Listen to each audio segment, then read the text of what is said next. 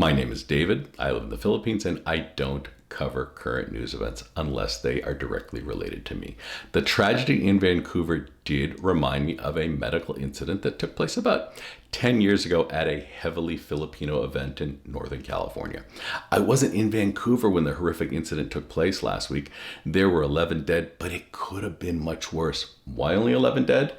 Because it was a Filipino event. If you are from any Western country, you recognize Filipinos are closely tied to medical professions. There's a disproportionate number of Filipinos in the medical field. My ex-wife, a Filipina, is an orthopedic surgeon, and these are the occupations of my former in-laws. Even at my home in San Jose, California, my daughter, half Filipino, and my son-in-law, 100% Filipino, are nurses. When my kid has a party, 90% of her friends are nurses, and about half of those are Filipinos. I got elderly neighbors near my house in California, and they all got my kids on speed dial, just in case. Let me give you an opposite example to a Filipino event. This year, while back home in the Silicon Valley, I was at a team building exercise. It was held at a driving range. Food, drink, and golf. Sedentary people who do not stretch and do not go to the gym taking huge swings with golf clubs. The people at the event, well, they're engineers or HR staff, so no one was medical. One of my coworkers takes a big hack with a golf club and drops like a rock. I used to play soccer. I knew he'd blown his ACL. His coworkers try to help him up. I'm telling them I'm leaving prone. They don't listen. I tell them to call an ambulance and to get the leg immobilized. They don't listen. I flag down a waiter. I ask him to bring ice and a towel. I also ask him to point out where the elevator is located. I tell the injured guy, get to the ER. He doesn't listen. I get the guy set up with ice and a towel. He doesn't apply ice to the leg. Mr. Blown ACL does nothing and decides to wait 2 hours so he can be in the end of event photo. If there had been a group of Filipinos at the driving range, it would have gone differently. People take advice from doctors and nurses and not old, slow, former soccer players like me.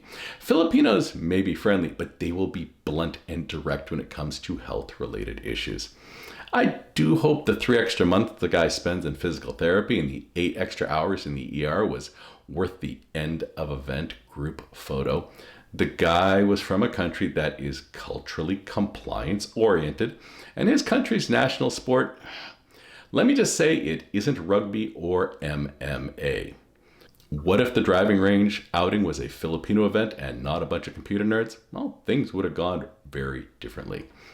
What took place 10 years ago was a heart attack at a heavily Filipino event. It was a Zumba event. A group rented a hall, bought food, and did that Zumba exercise thing. My wife at the time, a doctor, was among the 100 or so people at the event. Maybe 50 to 70% were Filipino. A 68-year-old man goes down, boom, with a heart attack. I know what you're thinking. Was it the Zumba dancing that caused the heart attack, or was it the cute women doing the Zumba dancing? Please, minions, keep your minds out of the gutter. It was a heart attack. My ex-wife obviously knows CPR. She and her staff are certified. Did my ex-wife, the doctor, assist the man with a heart attack? No. She's an orthopedic surgeon. With 50 plus Filipinos at the event, there were ER and ICU nurses. Maybe there were doctors that were closer to the front lines. The Filipino medical professionals performed chest compression waiting for an ambulance. The nursing types tried to convince the man's wife to give him mouth to mouth.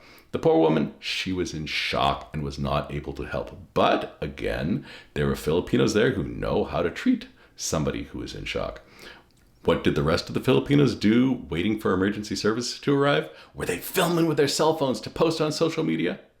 No, they formed a circle and prayed. During an event like Vancouver, with a car leaving 11 dead and dozens seriously injured, you had emergency services working the event, but likely a couple hundred Filipino medical professionals were in attendance. There probably were 75 or more people needing some kind of immediate assessment and treatment.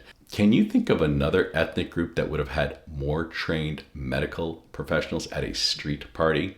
Were lives saved because the event was heavily Filipino? I think a few lives were likely saved. If you're from the West, pick your friends wisely. It makes you wonder why a show like ER had 331 episodes, but there were only 7 episodes, including a Filipino. A kind of dystopian Hollywood medical drama. Stay healthy, my friends. My prayers go out to those in Vancouver, and catch you in the next one.